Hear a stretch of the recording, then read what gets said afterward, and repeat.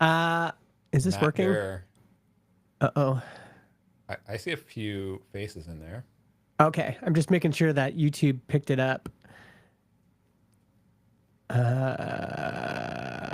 There we go. All right. This was so awesome to come into YouTube and see people in the chat already. Yeah. We got Zach. It's Terry, right? We decided the pronunciation. Terry, is that correct? Terry, Matt, and then Tam. But that message was retracted, so maybe I should have said that. He was never here. Welcome everybody. We're about to record. We got Ashley in there as well. Give you a little sneak preview before we start the official show. Let me just show you my screen here. What can I show you? Right here. Last week we talked about Brian's buckets. This week we're talking about my buckets. Yes. We're going to talk about, we might get into tons of stuff. We talk about email. We're going to talk about all sorts of stuff. So, and actually maybe we'll start talking about email when we record the show. That's actually good. This might be boring and turn everybody off. Right the first time we could poll the audience. Should we start talking about email, Hey versus Gmail, etc.? It was just that I this past week I switched my email tool of choice, but that seems boring. I don't know. Or do you want something more spicy? It doesn't get more spicy than email. All right, well, I'll do the intro and then we'll see where that lands us. I'm trying to figure out where the delay is on here. All right, you ready, Bren? Let's do it. What do I say again? Welcome to the panel where bootstrappers...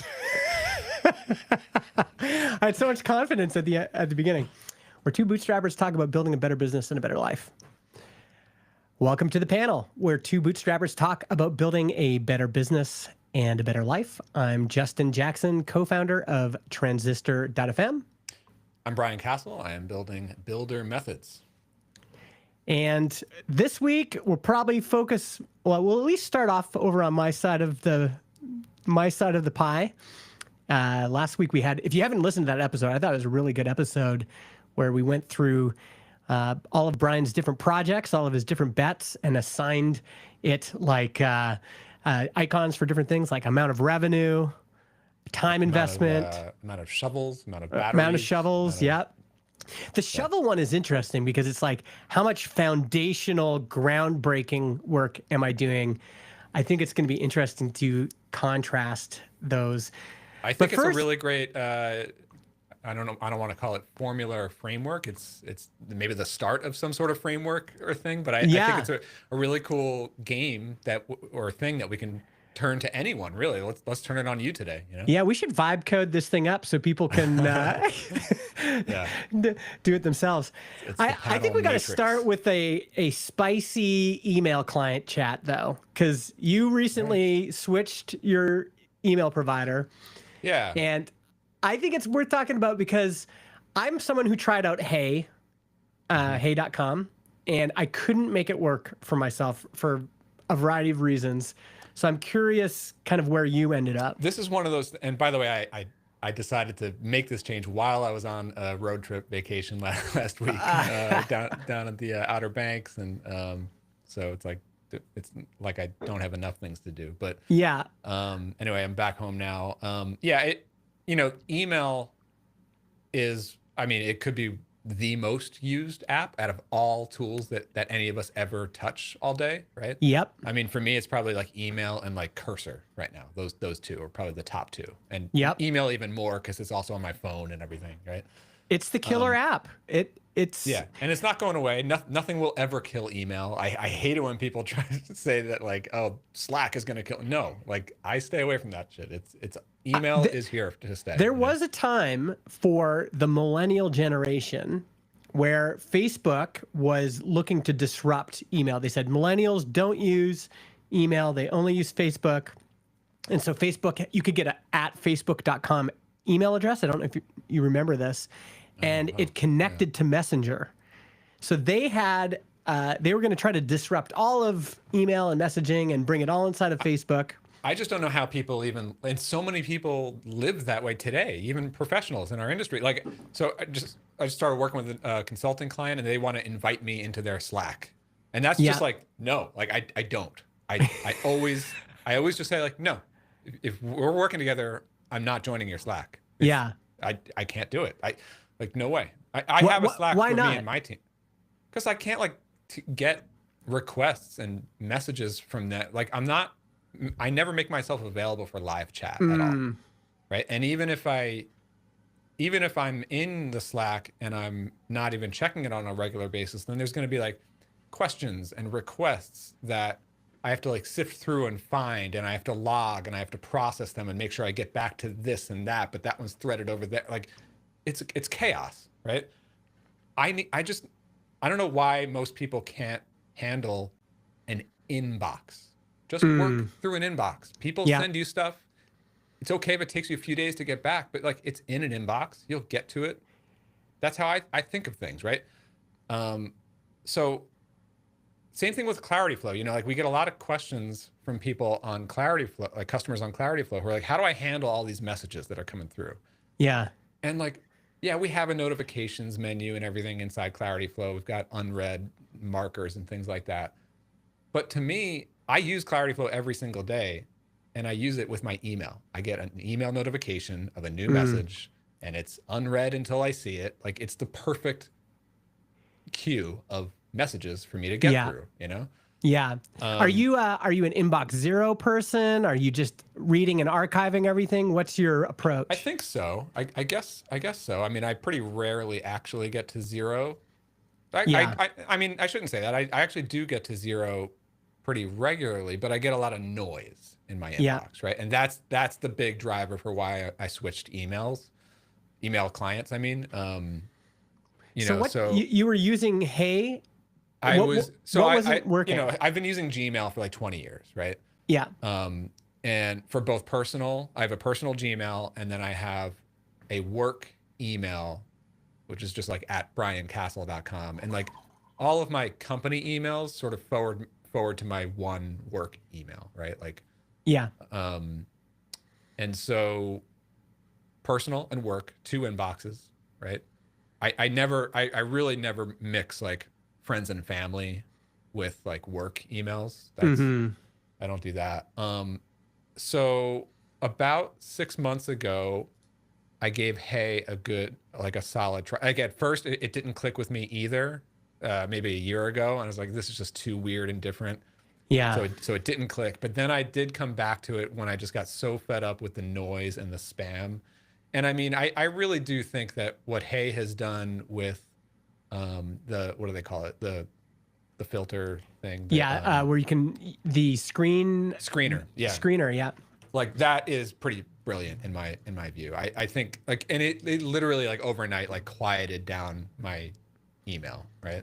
Yeah. The screener is basically this thing in your inbox where you can say, hey, there's someone that wants to get into your inbox. Do you want to let them in? Thumbs up or thumbs down? Yeah. And I don't know. Then I also like their concept of like the paper trail and you know, and they also have like newsletters. One thing that I found was that like I never read newsletters anymore because they would always get thrown into the newsletters bin, which is never in my view. Yeah. You know, so I mean, that was like, I actually got into Hey for about 6 months. One thing that was kind of a bummer was that like, it's an alternative to Gmail. So like, there's like a 6-month hole in my Gmail history now. You know? Yeah. There's a few things that I found difficult. One is that email archive from 2005 or whatever that I have, that I can search it and find. It's so valuable to have that search. Yeah. It's so helpful. And then the other thing, the way that Hey dealt with calendar events, I found challenging because I never used Hey Calendar, you know? Yeah, but every time you get a calendar invite, did you have to copy it over manually into your calendar? No, because I just use, I guess I still, what did I do? I still use like Google's calendar system. Yeah.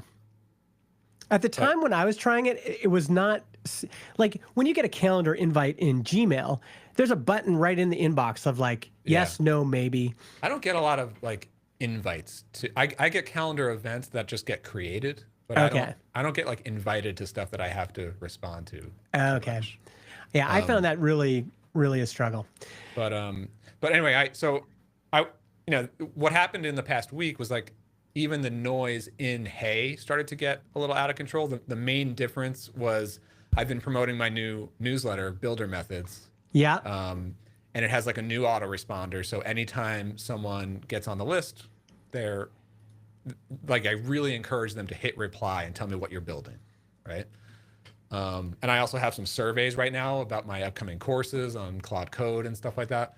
So I'm getting a lot of responses to these things every day, and every single one of those gets screened out by Hey. So because it's like a new email address coming back to me, right? Yeah. So it was like every day I'm getting these responses plus my like real emails day to day, right? Yeah.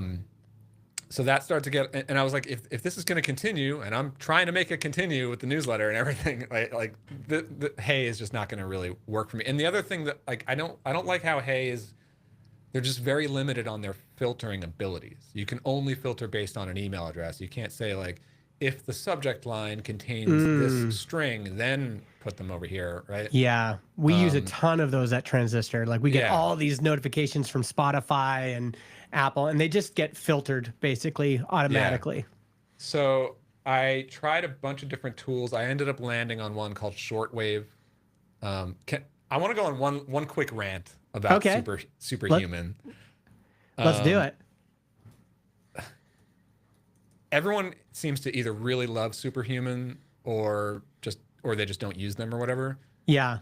I just remember I had like a really bad experience with them when they were brand new, when they launched like, I don't know, 5-6 years ago. Yeah.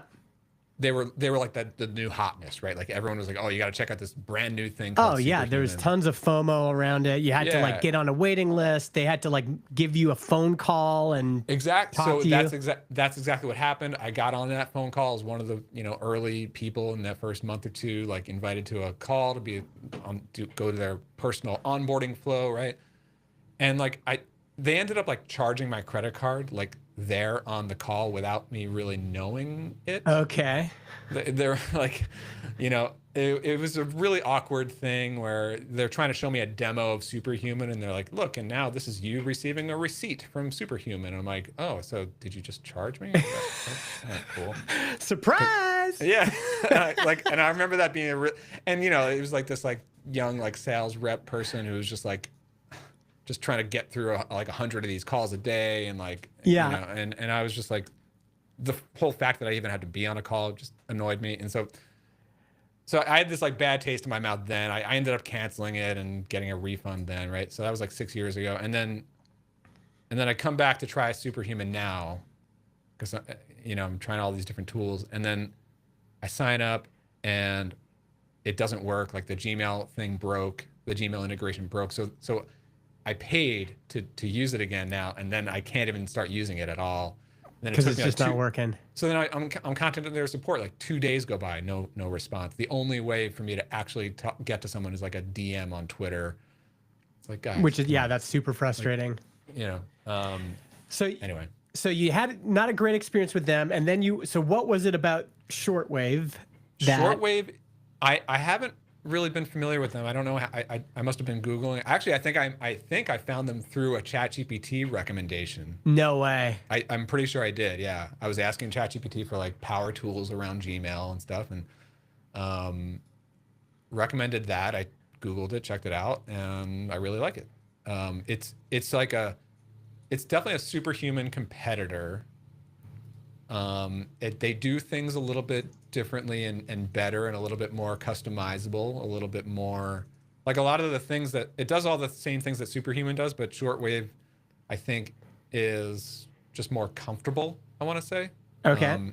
They have some pretty cool, you can do some pretty cool filtering. You can do like inbox splits, which I really like. So I can put audience replies over here, and I could put like regular business emails over here. I could filter out the noise in pretty much the same way that Hey did it. But then you have these like AI filters to say like you could put a prompt in that says like, hey, if an email sort of looks like this and maybe sounds like it's one of those, Oh, then filter interesting. it this way, which is a little bit hit and miss, but Okay. yeah. So So you've moved that's to what I'm on now. this. Yeah. They've been really great on support. I've been in touch with them with some questions and really fast and good to work with. So why not go back to Gmail? Well, the other nice thing about this is that it syncs with Gmail. Okay. So I have my whole Gmail history in there, and it works with my Gmail labels and stuff like that. So, Okay. So this is like something you add on top of Gmail. yes. Yeah. Interesting.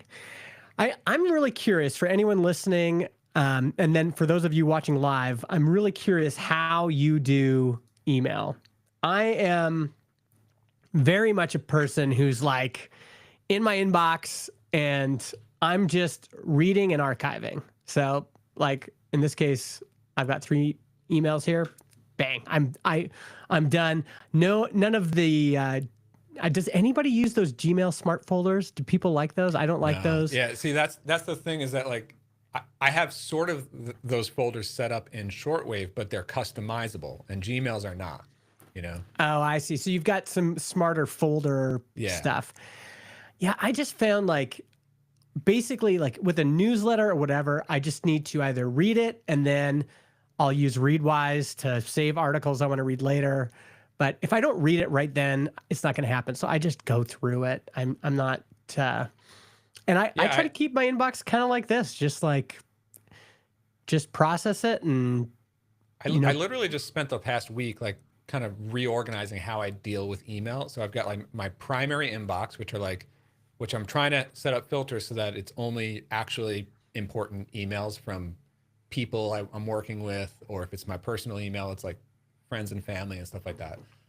And then I have a inbox split for newsletters, and that's just a few newsletters that I really care about reading. Yeah. Right?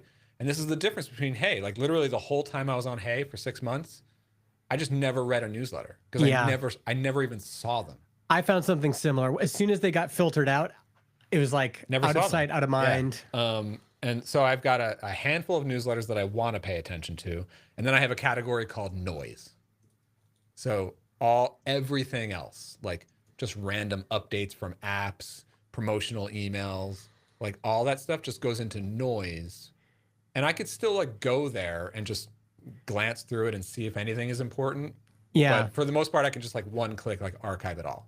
Yeah. And then I also have like one more category just for like receipts. And I named it paper trail, same thing as Hey does it. So it's like anything sort of important, like a booking confirmation or a receipt. Like it's filtered with like a smart like subject line. If it includes the word receipt, like throw it in there, Yeah. Yeah. That paper trail idea, there's lots of great ideas in Hey. And yeah, paper trail was one of them that was interesting. I'm trying to even think of how I get in that. Oh yeah, paper trail. So then you could just say anything from this address is a receipt. Which again, these filters are always tricky because now I'm looking in here. It at one point decided anything from Stripe was a receipt, but then any payment notifications I got also went in there. So you can really start to tweak that stuff with the rules in Shortwave, Yeah. And I'm also using Gmail's like categorization, right? So you can say like, if Gmail thinks that this is a promotional email, okay, then throw it over here, except if it's from these email addresses, or except if the subject has this string in it, like I could start to do things like that, Okay. I think we're going to need an update on this as we go along. How's that working for you if it delivers on the promise? But all right. It looks I want to cool. get into our matrix for Justin's world. Yeah. Yeah, let's talk matrix. So last episode we did a we came up with this like these boxes that I was drawing while we were chatting. And if you're listening to this at home, there will be a link in the show notes to these. But basically, you had 4 big boxes: consulting, clarity flow, instrumental components, and builder methods. And then we just kind of went through and I said, okay, which are you making the most money from? Which do you invest the most time in? Which are you doing kind of the most foundational work? And we put a shovel as the icon for that. So like, where are you kind of breaking ground? It takes a lot of energy. And then we also had this idea of like, which of these gives you energy and which drains your battery. And then we categorize them, like which is most important to you in terms of your focus. And so right now for you, it's builder methods. I think mine is very different. It just shows I'm just at a different stage. So yeah. I came up with this right here. So I've got in my boxes transistor.fm. Yeah, first let's just define the boxes. All right, so transistor. Yeah. And then podcast standards project. Okay. Personal brand / mega maker I put in another box. And then Holdco investments I put in another box. Okay. By the way, all right, so I sort of know what the first 3. Tell me about your investments. Like what goes into that right now? So I have a little fund that basically profits from other businesses go into this fund, and I was finally doing well enough that after I paid my family's expenses, there was some left over. It's not a ton of money, but it's enough that I can start investing it. So, have you? Yeah, I invested some money in Rev Gems, which already hasn't worked out. So that was one investment that I had to write off, but it felt like a reasonable bet at the time. I invested a bigger check in a company that does. It's a box that sits on power lines, and then it uses AI to determine whether or not there's going to be a fault or an electrical event, you know? Huh. And I knew that guy locally. He'd built another company that did really well, and I just trust him, and it felt like a reasonable bet. And then there might be a few other things in there, and I'll probably use it if I ever invest in real estate or something like that. Cool. Interesting. So, all right. Yeah, that's just like if there's an interesting opportunity. Yeah. That I kind of use that. Like it. All right. So, tell me about the podcast standards project. Yeah. For those who don't know what it is. Yeah. So it's a organization that a bunch of us started in the podcast industry. It was really a response to all the centralized platforms that are in podcasting, and how can we keep the open ecosystem thriving? How can we keep the RSS standard fresh? How can we innovate on top of RSS? How can we advocate and connect with some of these bigger platforms like Apple Podcasts as a group instead of individually? And also, how can we just have a bigger brain trust of people, all of smart people outside of our tiny little companies? How can we expand that pool of smart people that are collaborating on open standards inside of podcasting? Very cool. When did that start, and like who all is in on it? It started in 2023. We had a dinner at a podcast conference, and we have all the people that were originally there. It was all sorts of folks. It was Dan Benjamin, founder of 5x5. It was Adam Curry, who's a lot of people call the godfather of podcasting, or the podfather. A lot of us from different podcast hosting companies.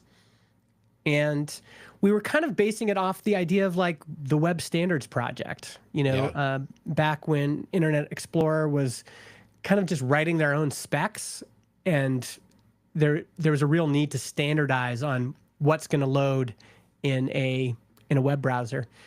And so, yeah, we've been working on this, and I've taken a much more active role in it. And I think I talked about last time, the thing we're really exploring right now is this idea of how can we offer video in the open podcast ecosystem. Mm-hmm. So I put it as a separate box because it is it's It is taking like up a separate entity from separate Transistor. entity, and it really does. It's taking up a lot of my time and focus right now, and I gave it a lot of shovels because it's a lot of breaking ground kind of work. Like, how are we going to make this a thing? How are we going to organize ourselves? How are we going to, you know? Yeah. So, all right, I want to ask you questions about the shovels and the time and the money on all of them. Mhm. What time frame are we looking at here? Like, are you defining this stuff as like all of 2025 or just this month or this quarter Yeah, or it's this moment. This is a snapshot of kind of my focuses as of this moment okay. professionally. All right. And how far, I guess it might be different for each one, right? So, um, why don't we start with time, right? So Yeah.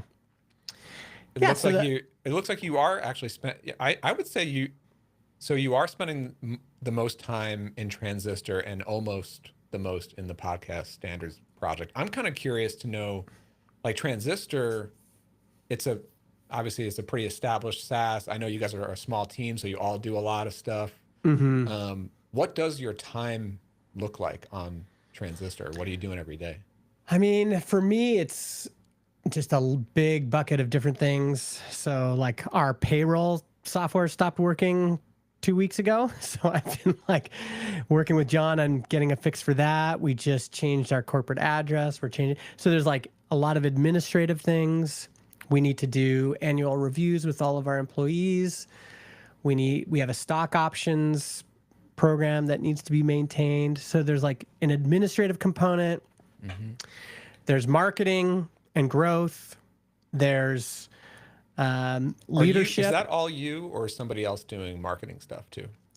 So that's primarily Josh and I. Okay. But Josh is mostly like working on the website. So he's Mm-hmm. like, it's like, okay, we've got a new, for example, I can give you a little sneak peek at something where we have, you know, we want to build a new feature page for our customer support. And so him and I just kind of sketch up some ideas, and then he will go out and start building that out in Statamic, and then we'll go back and forth on that. So he's way more on the, we'll do a call together and we'll kind of like outline, okay, here's kind of what we're thinking and here's what we want to go, here's what we want to write. And he'll do a first draft and then we'll iterate on that together. I want to dig in on that for a second. So like, that's like a creative project that's probably long term, and you probably have many of these that come up throughout the year. And so, how much is like Josh and I know Josh a bit. I know he's like super talented. He's one of these like sort of full stack designer, developer, marketer kind of guys, right? Mm-hmm. So, how much is it like him driving the project and driving his ideas and then like showing to you for feedback? And how much is it like Justin has this vision and these ideas and Josh is helping to like build it? Or is it a bit of both? I mean, it's pretty collaborative. I think during our calls, I'm really kind of identifying like, here's the vision, here's kind of what we want to achieve, and here's some ideas for like, you know, different feature sections. But then he's going to take that and he'll have all sorts of his own creative ideas. So he'll take it from a rough marker sketch to something more established, but then we'll work together on refining that. And then he'll go back to his little workshop and he'll figure that out. Yeah. So like a good example would be, I mean, I think we have one of the most customized Statamic sites I've seen. We've got a lot of different content areas. And for something like, I don't know, like for AI transcription, we would have collaborated a bunch on this whole layout. Like, what's this going to look like? What do we want to have in each section? But then he'll have ideas on, okay, maybe we should put this here, organize it this way.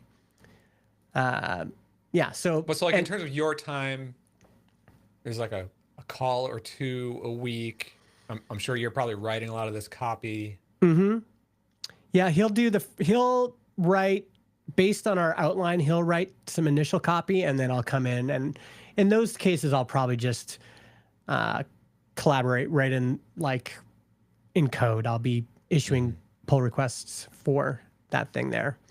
Cool. So it's a real mixed bag for me. And then a lot of it, I'm making videos, I'm doing PR, I'm. And then also, like, how often are you doing just meetings in general with your team? So we have a Thursday meeting every week, and that's our main staff meeting. And then I'll try to do like one-on-ones with people. It's like Josh and I will have a call probably on average every 2-3 weeks. Helen and I will do a call probably about in the same every 2-3 weeks. So I'm doing at least kind of maybe 1 or 2 one-on-one calls every week, but they're not daily for sure. And that seems to be, it's hard. I think everyone can benefit from more calls actually on a remote team because, you know, you're disconnected, but in practice, like in terms of getting work done, doing call, like it's often, it feels like every 2-3 weeks is a good cadence. Yeah. I feel like a lot of SaaS teams who have like SaaS businesses like yours, I feel like most of them look like yours, which is like, it's usually a partnership and then a small team of designers, developers, marketers, support. And then there are sort of like regular actual meetings like Zoom calls and stuff.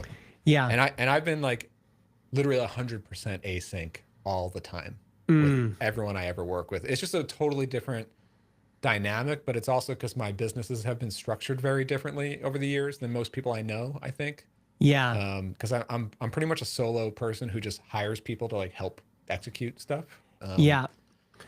And, Yeah. For better or worse, I sometimes I feel like I miss out on some of that like company culture, relationship building. Yeah. But other times I'm like, man, I love not having a calendar full of meetings. So. You know what? I've realized in some ways remote work really sucks. I think I remember Ben Ornstein talking about this, about how he really wanted to be in the office with people at Tuple. Yeah. And part of me was like, come on, like remote's so great. We can all live wherever we want. We have all this flexibility. You know, in our team, people are going to exercise throughout the day on their own schedule, and they can kind of organize themselves the way they want. That being said, like Michael is our customer support person with Helen, and he lives in this town. And every once in a while, he'll stop by the office or he'll work from this co-working place here. And just getting to, even going out for lunch with somebody that you're working with and getting to talk about things face to face is significantly better than being on a Zoom call. And I think way better than being in a Slack chat. I do think that that's the thing that this younger generation in our industry is totally missing out on. And it's going to just keep getting worse now. I mean, that, like, just looking back on the earliest years of my career when I was 25 years old, I was working at a web agency in New York City, and in the office, and there was a small team, like 20 people. Open air office. So literally I learned CSS from the guy who sat next to me for 2 years, you know? And also like just talked about like music and we went out to concerts together in NYC and like, it was like, it was such a huge professional learning experience being in person with those people. And I valued it back then as a 20 something solo, like not like single, doesn't have a family. Like now I really value like async freedom, like, you know, control my schedule. But this is my new framework for tech work is, I think for a while I was thinking everybody should be remote first, remote is the best. And I think I've changed my mind. I think when you're in your 20s, in person in a big city is where you want to be. So if you've just graduated, there's some people that just graduated from comp sci programs here. This town is not big enough for you to start your career, especially now that things have gotten so competitive for remote jobs. and we're in kind of a hiring slump, and definitely a hiring slump for juniors. I think if you're a young person, move to a big city, start going to every meetup, start meeting everybody, put your name out there, and try to get a job working for a company there. And then as you get older and you get more experience and you have more leverage, that's when you try to get your remote job. And remote jobs are really, I think, the most beneficial for people with families. It's like then you can pick a more affordable place to live. You have more flexibility. I think that like the modern day version is like most companies are remote, no matter how old you are. It's just that if you're younger, you can go work in a co-working space in a city, and like you can get that sort of networking vibe or in office vibe, and it doesn't have to be other people who work at your company, because they probably all work at different companies remotely. But if you could just get together and hang, like that's super valuable. But it's also something that's just not interesting to me now. Yeah. I mean, I think that's the thing, is that a lot of us who kind of grew up in this industry were like, once I had kids, I was like, I got to get rid of this commute. That's what pushed me into entrepreneurship. And I was always interested in entrepreneurship, but that's what really made me push towards it again, is working at a job in a big city and having kids, because the kids often forces you to move out to the suburbs, and then you have a commute, and then it's like you just hate your life. And so I did that for like a year or two, commuting into New York City like 2 hours a day, which sucked. But happy those days are over. Okay, let's get back to our matrix here. We got Transistor, so that's obviously taken up most of your time. Can you pull it back up? I'll bring it back up here. So Transistor's most of my time. That's where most of my money gets made. And there's still some foundational breaking groundwork I'm doing here, but so like the video project that you were talking about last time a little bit, which is like a new like video podcasting technology sort of push. I would have expected to see maybe more shovels on that, or maybe I'm missing something. I mean, the shovels are kind of happening all over here in the podcast standards project, because that's where we're really trying to define the spec, trying to decide how we're going to solve some really big issues. Like how are we going to do measurement for this? Like how are we going to measure what a stream is if we're using some of this new technology? How are we going to pay for it? Like the bandwidth costs and all that stuff. We're trying to figure that out as a group. There's some of that then gets pulled into Transistor. So it's like the standard spec, talk about that with the standards project, but then like how does this also become a Transistor feature? So, that's right. And like foundational work to me, like that shovels in the groundwork is like breaking ground. It's the beginning of the company was like that, when we were like just trying to create our own space in the world and carve out our own little piece of the pie, and building relationships and working nights and weekends and trying to figure out how to make this all work and answering every support ticket. That's all groundwork. But I would say the groundwork on Transistor is basically done, unless we decided to launch a significant new feature or new business. Or new, Cool. All right. And then I've got personal brand Mega Maker and my courses and some other. So like for people listening who aren't viewing, your personal Mega Maker stuff, you've got like $1 one clock, and one shovel. And so like that just seems like the least activity on all categories. For you. It's kind of like I still want to keep it active. I still want to be publishing videos to my personal YouTube. I still want to have my own personal podcast, my personal blog. See, okay, I don't know if I totally buy your emojis here because like maybe I've got more time. I'm actually spending more time. Yes, like because I'm seeing. First of all, we do this panel podcast. I guess that probably falls into that category, right? And then you have like your weekly newsletter, which you do it pretty much every week, or you pretty rarely skip a week, as far as I could tell. It's it's not on a super great schedule, but It's way get more one than out. mine. Like that's for sure.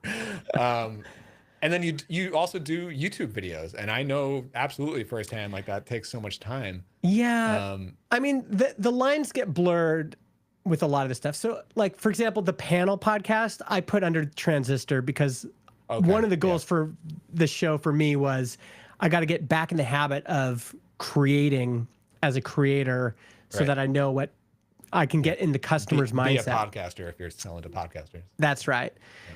Yep. So there's probably maybe more than one clock here. That's fair. And I'm still in the Mega Maker Slack, and we still have people signing up, and it's still. I just Ryan Hefner here in the chat just signed up actually, so it's still going.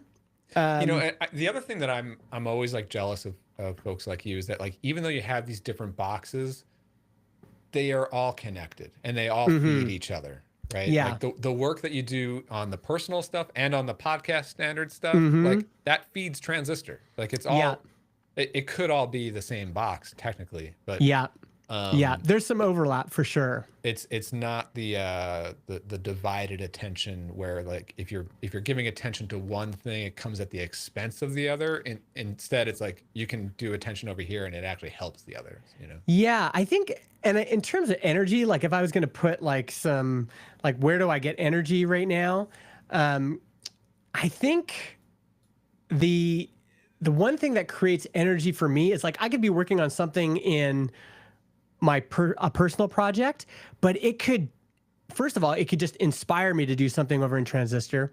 But often it just leads into, oh, we should apply this at Transistor, or we should try this, or we should do this. Podcast Standards project has given me so much creative energy for Transistor because it feels like it's just brought a whole new layer of purpose and meaning to what we're trying to do. Like we're not just building a company. We're trying to change the culture. We're trying to expand the open podcast ecosystem. We're trying to stand up to big mega corporations and work collaboratively with all these smart people across the industry. That gives me a lot of energy. And then as all of this stuff makes money, it can go into this holdco where I can then make investments and Yeah. So now that one, I see the $1 sign one time. See, and so you have 3 shovels. So like, what's the work that's happening there? the work there is just like it's still breaking ground. It's like I'm trying to figure out what this thing is going to do. What's it going to be? If any new thing I try to get into, like if it's real estate, that's going to just require a bunch of kind of groundwork that I haven't done. It's still, I mean, and even just to get this thing set up was a bunch of administrative work. And so when did all that come together for you? I started working on that maybe a year and a half ago and kind of went to Laracon last summer with this thought of I'm going to start making bets. And even that little project that Ferdinand and I built, Swag Fan, was kind of like in this bucket. Like, let's just start deploying some capital, little seeds, little bets, and just see kind of what happens. And I've learned a lot. Like, for example, this one investment I made, it was a pretty big check for me. And I don't know if I'll ever get my money out. It was a bet, right? And I was talking to this other guy that does real estate investments. Basically, they help set up like palliative care homes and group homes and things like that. And they basically get their initial investment back within 2 years. So if they're deploying, let's say, 100 grand, within 2 years, they're aiming to get that initial investment back to pay them back for their, what they put in. And then it just makes cash after that. Where a lot of angel investing is it's like you deploy capital and then you're just like waiting and waiting and waiting and hoping that there's some sort of liquidity event. And so I've started thinking about that as well. Like the risks of investing in software companies is actually quite high. Yeah, I And can see even that. like RevGems was a great idea, great team, and it just didn't work out.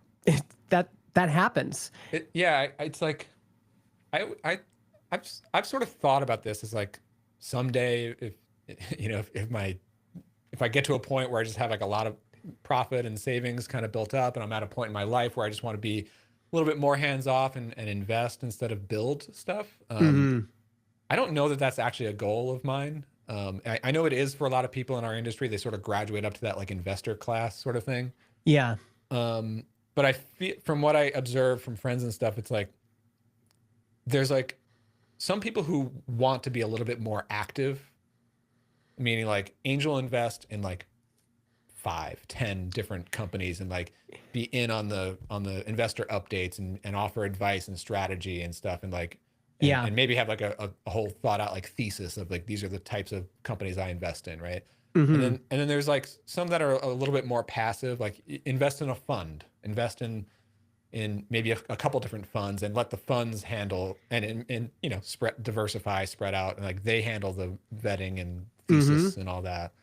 Yep. Um, it's Yeah. interesting. I mean, I will say for me, what gives me energy here is I think I'm realizing there will be kind of two types of investment. One is this is just a great opportunity. You can put some money in and it can be cash flow positive within a couple years or 5 years or whatever. Those are interesting because it's like, why wouldn't you do that? What's more interesting to me personally is I've just, for example, always been into real estate. I've always loved the idea of owning like commercial spaces. I want to, like, if I could buy a warehouse or a workshop or I spend lots of my time just looking at real estate listings and Yeah. buildings. And so that's interesting to me. Also, whatever my family is kind of interested in is kind of in this space. So we've done some big kind of dive into the gaming industry with my one son and exploring that and funding some games, some game ideas and trying to get those into Steam. Those Sweet. to me feel like if I view kind of this bottom half is kind of the family business. Hmm. And when I view my life in that respect, it's like, yeah, like how can we empower my kids and just the family to explore some ideas Yeah. and fund that R&D and those, trying to get something out into the world. The real Um, estate one is one that Amy and I have been talking a lot about in over the past year. Is like we started to actively look around for like Airbnb properties up here in the mhm. Northeast. It's something that we'd like to do at some point. I don't know when. Like we started really getting serious about it a few months ago, and then like I just feel like the economy feels so unsure right now that it's like, uh, Yeah. but like that is something that's I like the idea of just like I started to look into like the Airbnb as like business side of it. Like Yeah. what sort of checks the boxes of like there would be traffic in all seasons of the year. This can pay for itself and become profitable, and maybe Yeah. it turns into a second or a third Airbnb. Yeah. Um, Yeah. And I mean, there's even things like, my wife designed this studio that I'm in right now. She comes from a architecture design background. And then a few other people wanted to hire her to do that. And it's like, well, we can explore that opportunity in under the family business. mhm. And maybe one day, I don't think we'll actually do this, but maybe one day we'll find a perfect building and we'll be like, you know what? Like it would be fun to just buy this building and turn it into podcast studios you can rent. So Yeah, let's do that. So this feeds right is into Transistor. it leads right into transistor. Yeah. So this is kind of like, I've always liked having a personal, even when I was working full time, I had a um, corporation that I maintained that I could do side projects under.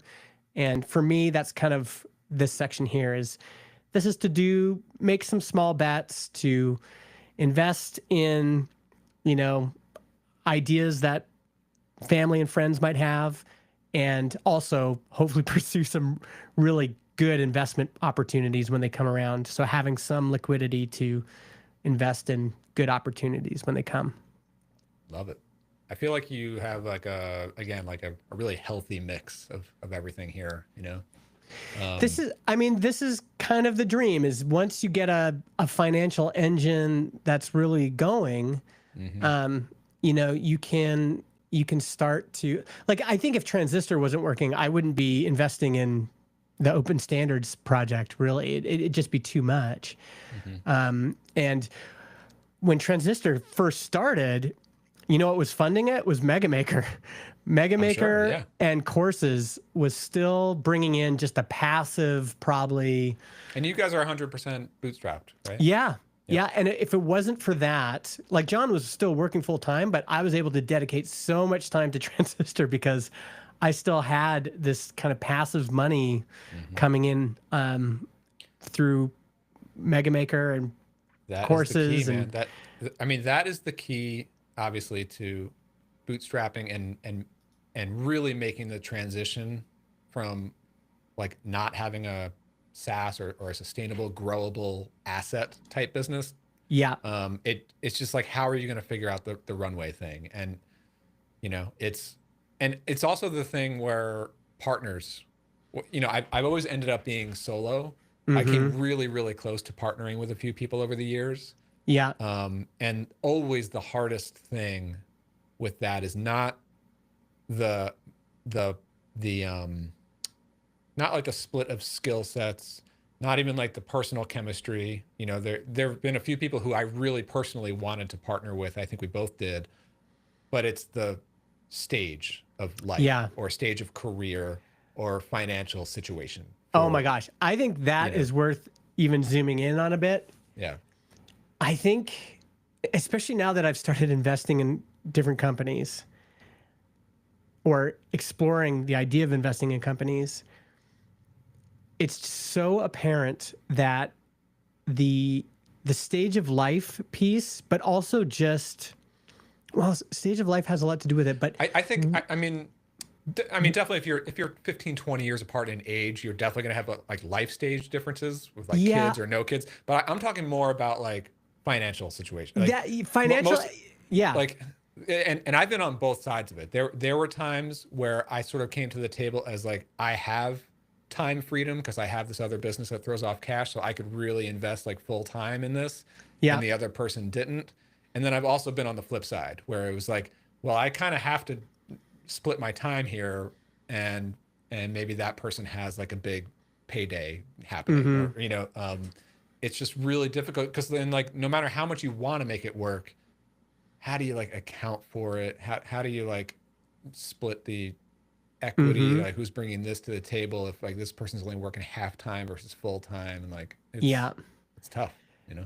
Yeah, and I think that willingness and ability to commit is so underrated. This is I think what ends up killing a lot of partnerships is if you're not kind of equally committed, and if you don't have an equal ability to act on that commitment, it's just, and I've always kind of been like, if I'm committed to something, I like this podcast standards project is a good example. Once I committed, it's like I am dedicating serious energy and bandwidth to that thing. Yep. But not everybody's like that. And some people get more stressed out, for example. Some people, especially if it's like a side project for most of the people in it, right? Like, yeah.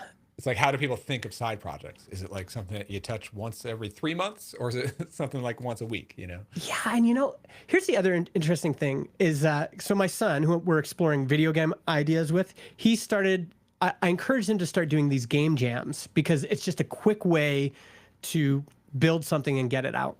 And so he would put together a team, and he's just realized this. He's done this now 3 or 4 times and different teams. And he's just like, he has this high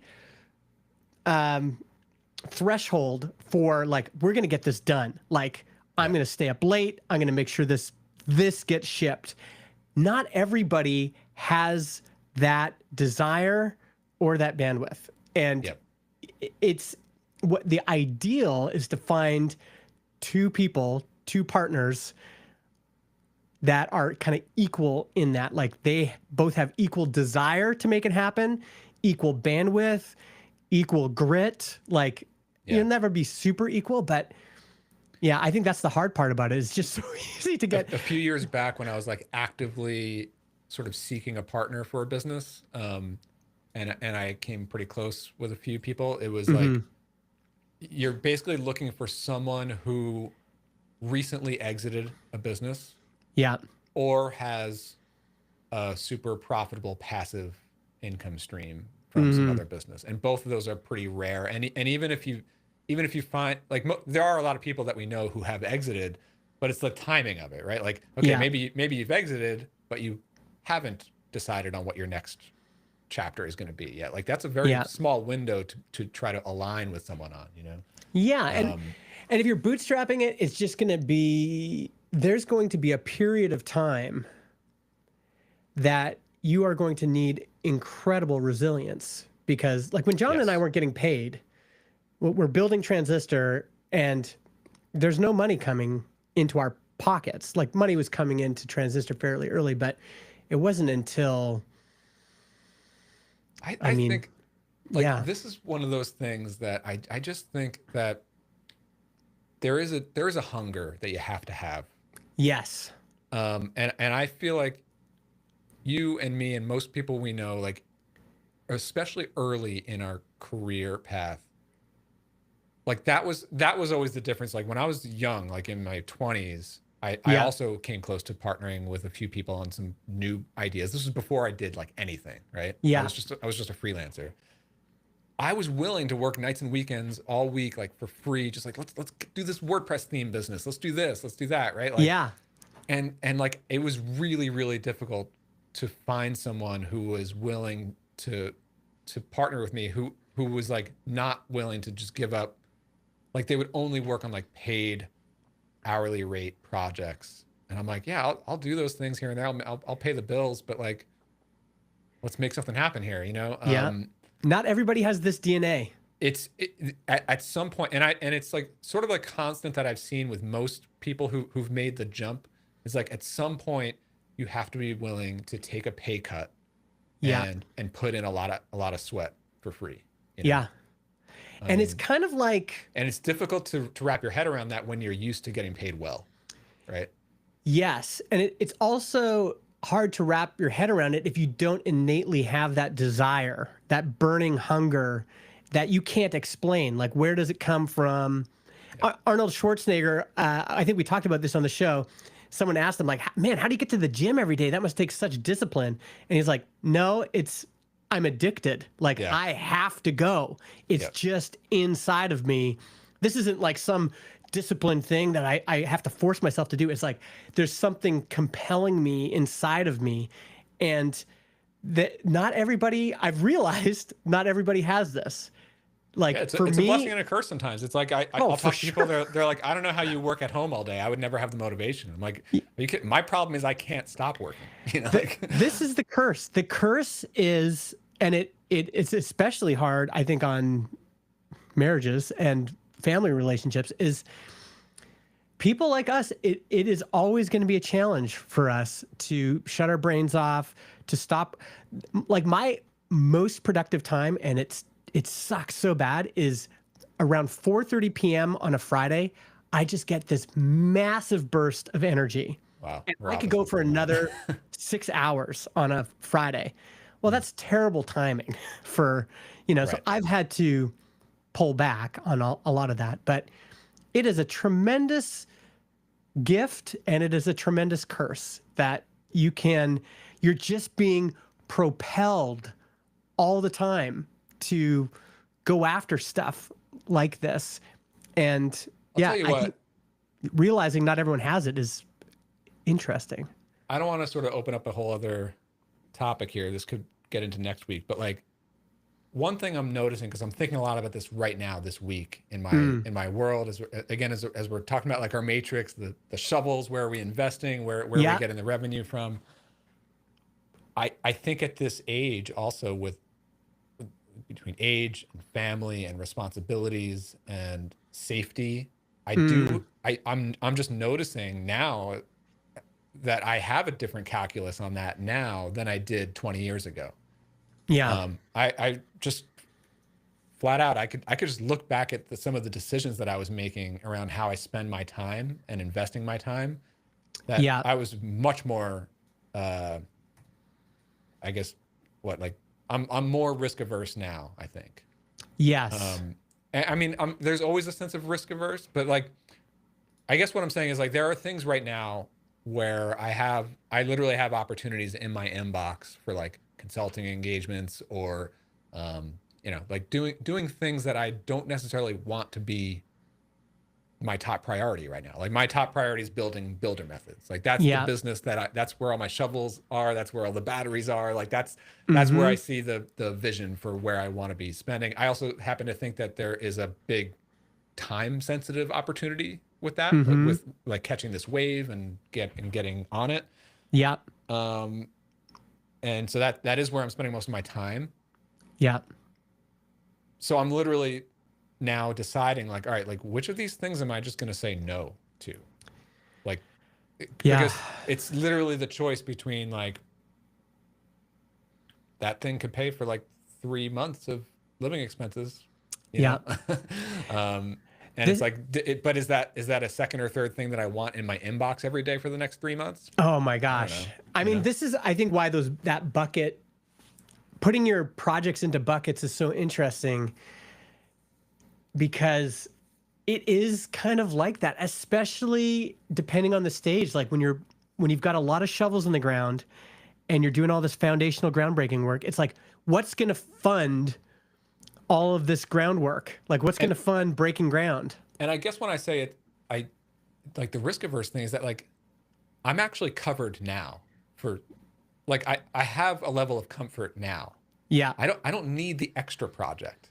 I don't need the extra thing or the extra, a little bit more cash from this or that. Like I don't actually need it, but there's a sense of like, I should grab it if I have it, just in case, just in case this new thing doesn't pan out. Like, but like 20 years ago, I would have been like, screw that. I'm going to do, like.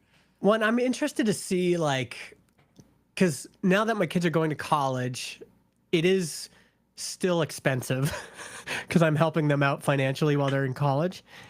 It'll be interesting to see as my kids transition into true independence, where they've found a job, hopefully, in this economy, where they've beaten out all the AIs, hopefully, in this economy, or they've been able to find housing, hopefully, in this economy.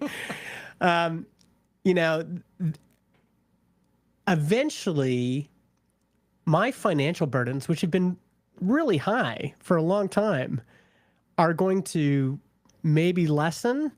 And then it'll be like, oh, interesting. I wonder what that does to my overall stress and that kind of baseline anxiety you're feeling when you're running your own business, which is,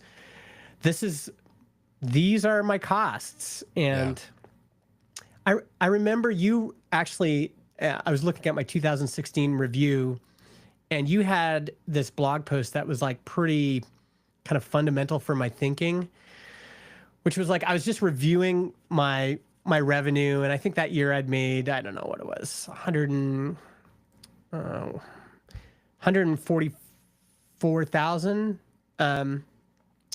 And that was gross. But I was reading this blog post you'd written, and you're like, a lot of my thinking at the time was like, oh, I'm just replacing my salary. So it's just like, I just need to make, at the time, maybe I was making 100 grand. So I was like, I just need to replace that 100 grand and then I'll be fine. It's like, no, it's like, first of all, when I actually calculated how expensive it is to have 4 kids in British Columbia, it's insane when you actually run the numbers. And you need to go beyond just like, if you want to pay yourself 100,000, you probably need to be grossing quite a bit more than that. Oh yeah. And it changes the calculus for everything when you're running your own business, especially if you have kids. It's just, Yeah, totally. It's yeah. That's the thing. That is also the toughest thing about bootstrapping a new business, especially a SaaS. Like even if it's like a B2B SaaS and it's like a couple $100 a month per customer, Yeah. like still like you're nowhere near viability if until you have like 100+ customers, and that takes months, if not years. Now my Yeah. camera's doing my that thing. Does it just get too warm or something? That's weird because I got the AC going, but maybe it's just been going for too long. Yeah, We've been. That's just our. That should just be our automatic. yeah. That's the signal. We're going way too long. Well, I mean, we've been going an hour. I think we could wrap it up. Yeah. Anything else on that we should talk about? No, I mean, I think I'm sure we can keep rambling about this in future weeks. But yeah, it looks like we've got a pretty active chat going on here. Thank you all for hanging out. Yeah, we got Tony Denke, Ryan Hefner, Zach Gilbert, Yeah, the Emmett, regulars. Kevin Griffin, Jacob, everybody. Yeah, this is great. Sweet. Maybe let's end on this one tweet here that I just think it's interesting, and I think we close on it, is just encouraging. I mean, this was encouraging to me because I think a lot of this AI chat and economy chat kind of gets me down sometimes. And, you know, I've had friends who are having a hard time finding work, and, you know, it just feels like we're in this weird stage where nobody really knows what's happening. Is there still opportunities in independent SaaS? And this tweet from Kyle Nolan was just encouraging. He has this little product called Projection Lab, which it's a B2C product and gives you kind of projections on your personal finances. So like how, you know, your net worth, if we could project out, it can show you what your net worth will be in 5 or 10 or 20 years. And no AI hype, no VC money, just 4 years of hard work building good software to solve a real problem we had ourselves. Now, of course, it's not that easy, but I think the story here is still encouraging that he was able to reach $1 million in annual recurring revenue, which is such a great accomplishment. Yeah, I mean, you could see that hockey stick. Obviously, they figured something out around 2 years in, two and a half years in. Yeah, that's right. Yeah, so it started around April 2021, and then if you look, it was not really till April 2023 that it starts growing, and yeah, then it's quite sharp from there. Yeah, I mean, I didn't read this whole blog post, but yeah, I mean, I think, you know, again, I feel like every person, every company is going to figure out what is their strength or their unique unfair advantage that they can take advantage of. And it takes a little while to figure out what that is. Yeah. Yeah. I also think the thing that Kyle did well is he observed people in motion. So there is a class of the economy that's doing very well right now. It's basically families that make more than $250,000 a year are doing very well. So what's a B2C product that makes perfect sense? Well, let's give them something to manage all their finances, manage their investments, and project out how much money they'll have in 5 or 10 years. Yeah. And, you know, this is something, as soon as you have some financial assets, you start thinking about this. And I think he just observed that this was a thing that people were thinking about and built a product that he wanted to use for himself. And, you know, maybe he just wanted to use it for himself and he just lucked into there being existing demand. Yeah. It's been interesting to watch what Josh Pigford has been doing with Maybe, and it's gone through so many different pivots over the last couple of years. Is that still going? Still going. And recently he said they're going for like their next pivot and focus. I'm not exactly sure what it is, but it sounds like it's sort of in line with I think it might be like an AI version of financial projection, I think. Oh, interesting. At least that's the gist I got from his tweets on it. But I mean, this is a pretty simple product. I don't think there's any AI in it. I think it's just like basically a spreadsheet in a SaaS, right? yeah, it's just a spreadsheet in a SaaS basically. And again, sometimes people are just in motion going, like I wish there was something pre-built that I could just slot in my numbers and I could just, it was like, there's another one that I use called Kubera or something that I heard about on Money Lab one time. It was like, oh yeah, that's exactly what I want. Just something to manage all my different investments. So yeah, congrats to Kyle Nolan on that. And we'll link all of that up in the show notes. This is probably going to just take up too much time, but the other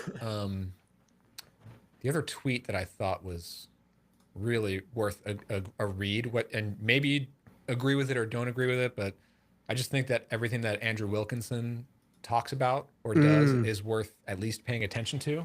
Yeah.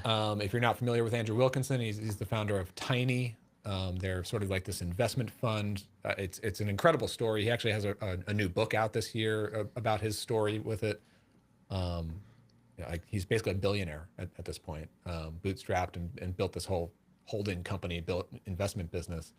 But he has a really long post on Twitter talking about like, I mean, it's look like this wave of AI. It's like the opposite of what you're talking about with this B2B. Like, it's just like the wave of AI is going to change everything. It's one of the most convincing and sort of like eye-opening, painting the picture of what the next 3 to 5 years could actually look like. Yeah. There are like second and third effects here that it gets into that are really worth considering. Like what happens if this, I wish I had like more time and prep to get into it on air, but like it's just a really good read. We should link up to it.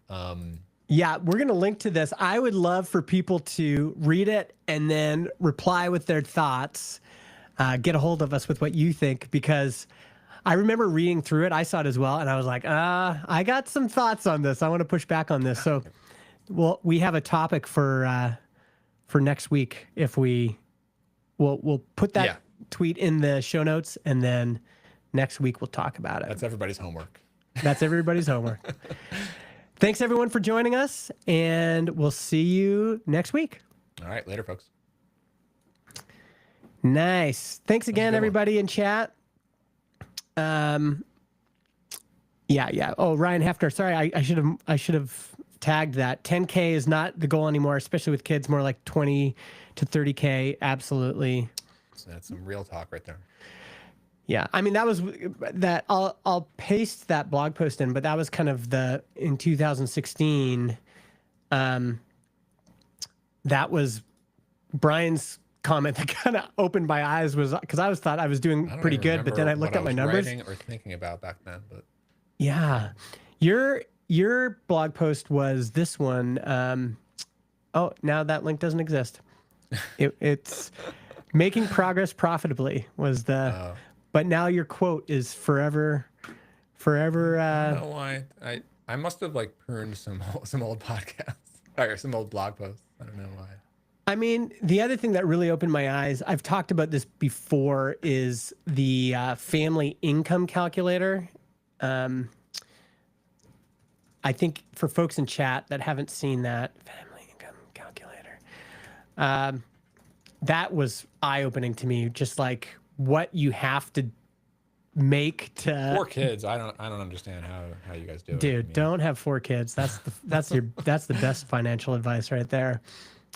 Like the thing is, for me, is like we actually eat out a lot. Like we eat at home throughout the week, and then weekends we eat out all the time. Yeah. And we also take a lot of trips. And if we have 2 kids, I can't imagine like multiplying that by 2. Well, that's why this is so interesting, is because you can say how many adults you have and then how many kids. And so like, let's just start with 2 kids, and this is only works in the States, but let's just say Bellingham is kind of my best equivalent. And these are just baseline costs. So, and this is based on, they're based on $2024. Where's that link? So I'll just send it. I'll send it to you, and I've got it up here on the screen share, but I'll put it there. Here, I'll I'll put it in the chat for the folks. This is the after dark right here. Yeah. So Bellingham metro area, these are just baseline costs, nothing extra, no vacation, no eating out. This is just basic housing, basic food, basic childcare, basic transportation in Bellingham with 2 kids.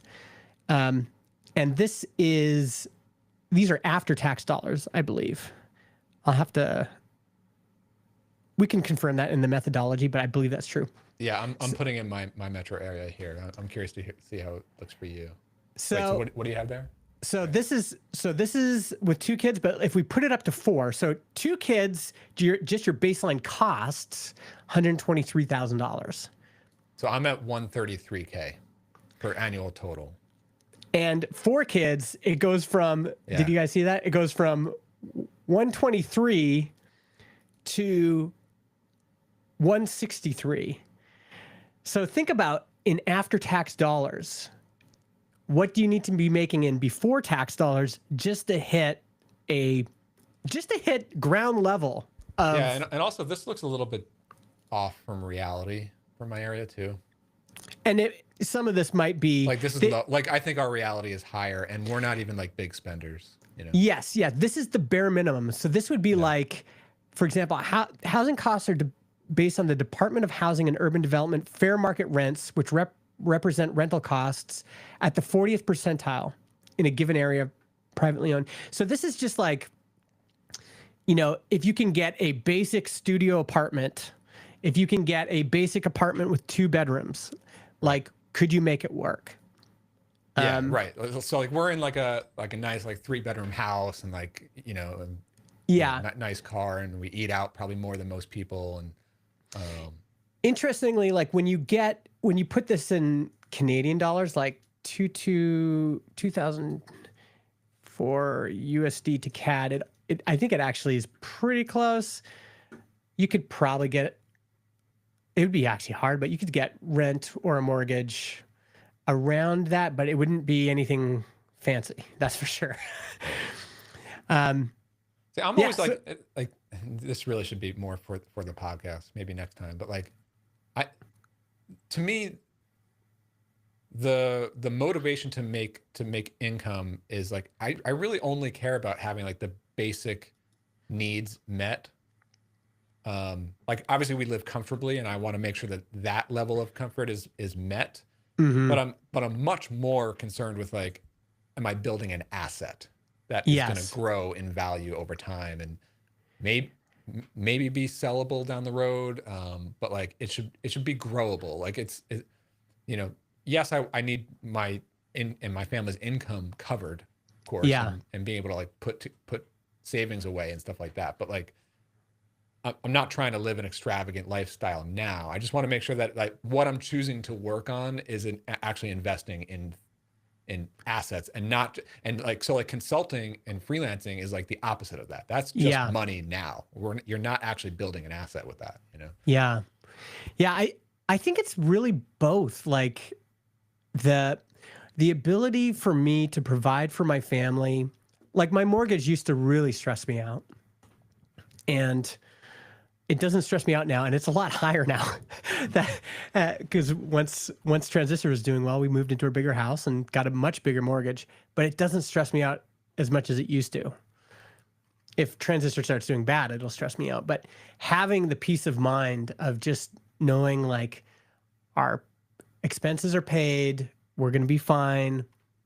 That's the beautiful thing about like a steady, solid, profitable business like yours, is that like, even if it plateaus or things start to go badly, it's going to start to go badly so slowly that you'll be able to see the signs as they come, and you can start to make adjustments and work on it before, like, whereas, if your whole income is dependent on consulting and like 1 or 2 consulting clients and they go away, all of a sudden your income falls off a cliff, like that is a lot scarier to me. And also like that's kind of the thing with like being employed. Like if you have a job, like you can get laid off at any time, and that's a cliff, literally.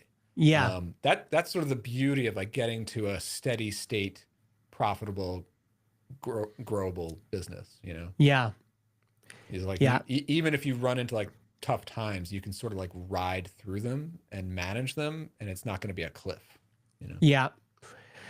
Yeah. And yeah. So I think both having your expenses paid and not having to worry about it month to month is a huge relief. And then, and when John and I started Transistor, our whole idea was, listen, this can't just be building a better life for us sometime in the future. If we have a liquidity event, it has to build a better life for us now.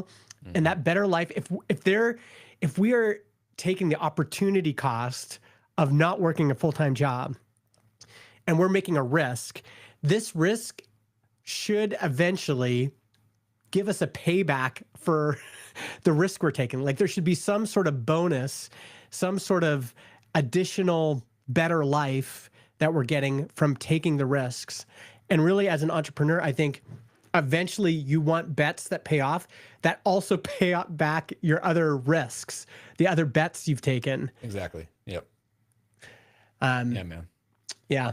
That's the game. Well, I got to stop talking into a microphone today. Yeah, it's been a lot. Thanks everybody. Yeah, go check out that cost. It might be off. The numbers might be off, but I think it's directionally interesting. Mm-hmm. Again, really baseline, like subsistence level. Could you live off of it? But yeah, appreciate all you in chat. I think we're going to record next week. You around? Yeah, I'm around. Yep. All right, folks. We'll see you again. Same time, same place. All right. Bye. Later, folks.